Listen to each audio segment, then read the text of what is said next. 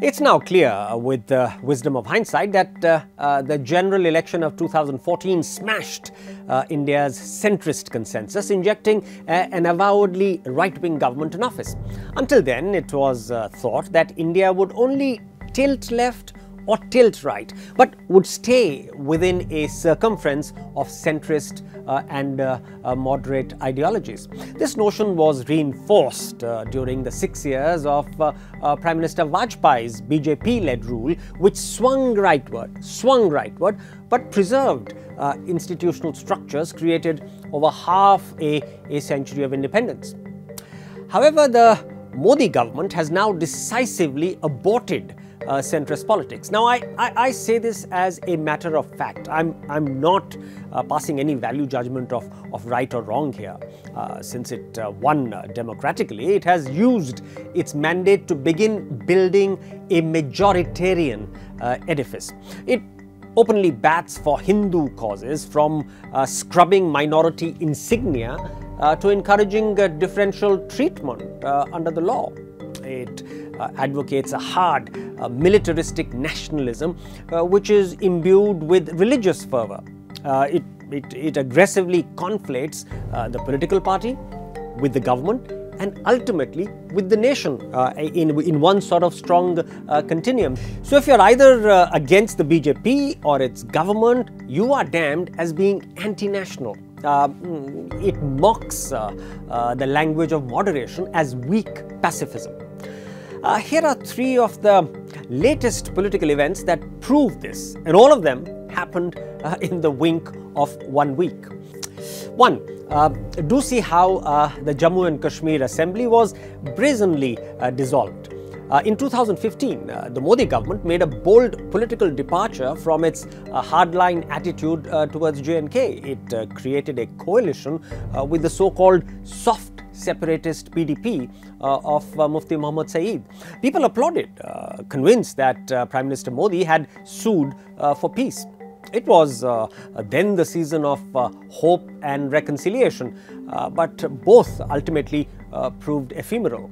The coalition collapsed in a welter of acrimony, and Prime Minister Modi reverted to his jackboot policy on J&K. Then backroom machinations began to split the PDP and install a BJP-dominated government. Of course, alarmed by this, Modi's three opponents, that's the PDP, National Conference and the Indian National Congress, quickly buried their mutual animosity to cobble a strong majority of easily of 50 plus in a house of 90 members. By all democratic canons, the new coalition simply had to be invited to form the government. But the new governor seemed to play truant and dissolve the house. Now, I concede that this wasn't the first time that a governor had acted with such what you could call constitutional impunity. But this was Jammu and Kashmir, a disturbed region with alienated people. Remember, over 95%, yes, 95% had boycotted local polls in the valley just days ago. Therefore, it was a suicidal moment, literally, to indulge in, such petty and sort of muscular politics. Now look at political event number 2. See how the RBI governor was leashed to the RBI board. The Reserve Bank of India's autonomy used to be an article of faith, but the Modi government wanted to influence it politically. It wanted to mitigate the hardships that demonetization, GST and slow economic growth had heaped on small businesses. It also wanted failed public sector banks to restart lending, but that would have required fresh capital. Ideally, of course, the government, being the owner, should have used its fiscal book to achieve these objectives, but its budgetary arithmetic was fragile.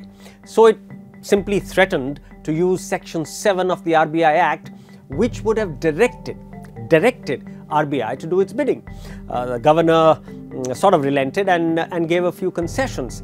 At the moment, it's an uneasy truce, but clearly the regime has drawn the first blood. The relationship between the governor and the RBI board has been ideologically reconfigured, perhaps forever. Finally, look at the third political event. Check out the unholy discord among the Supreme Court, CBI, and quote-unquote noisy journalists. The regime sent in its armed guards at midnight, installing a new chief, sacking the feuding top cops, raiding their offices, and snooping into their gadgets and files.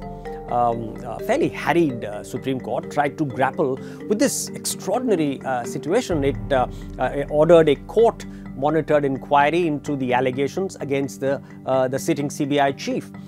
But one of his responses got leaked to the media, and because of that, the court flew into a rage.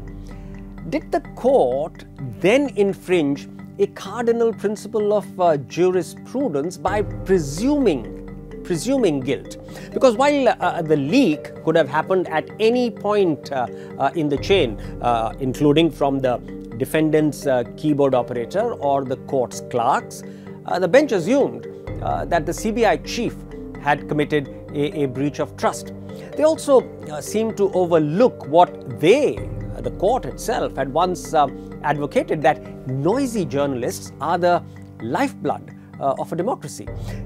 In one awkward moment, the sort of chemical adhesive between the third and the fourth pillars of democracy had come unstuck. Now, to be fair to the Modi regime, while its methods are questionable and extreme, its tools are democratic. After all, it did win a historic mandate in 2014, and Prime Minister Modi is using that to graft a new ideological skin on India's political democracy.